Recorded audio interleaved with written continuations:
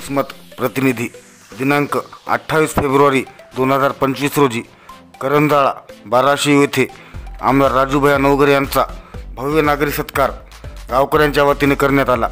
यावेळी श्री रोहिदास महाराज मस्के यांची कीर्तन सेवाही झाली। तसेच आमदार राजूभाई नवघरे व रोहिदास महाराज मस्के यांच्या हस्ते वयोवृद्धांना काठ्यांचे वाटप करण्यात आले।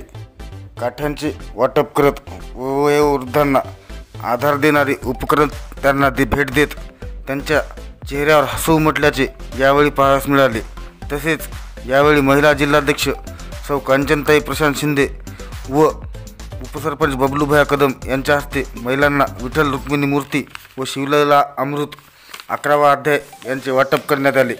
यावेळी मंचावर आमदार राजूभाई नवघरे यांच्यासह त्यांचे खंदे समर्थक बबलूभाई कदम, संजय दराडेजी, बाबासाहेब गायकवाड आदी मान्यवरांची उपस्थिती होती। परभणी येथे पक्षाचे राष्ट्रीय अध्यक्ष श्री अजितदादा पवार आलेले असतानाही कार्यकर्त्याला दिलेला शब्द पाळत कार्यक्रमाला हजेरी लावत राजूभाईंनी पुन्हा एकदा उपस्थितांची मने जिंकली। मराठा टाइम्ससाठी विशाल शिंदे, वसमत।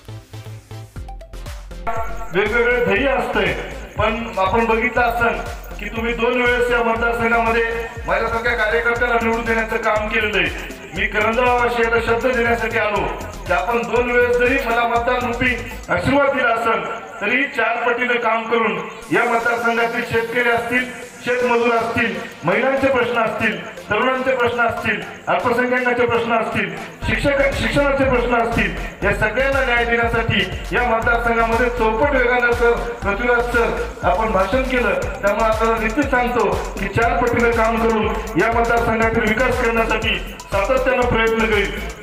मी माईक एवढ्यासाठीच घेतला की अगोदर महाराजांचं कीर्तन ऐकलं, नंतर तुमचं ऐकलं आणि पुन्हा माझं ऐकायचं यायला, आणि त्यामुळे लोकांची आपण किती वेळ मानसिकता बघितली पाहिजे त्यासाठी मी निश्चित आता बोलत आहे।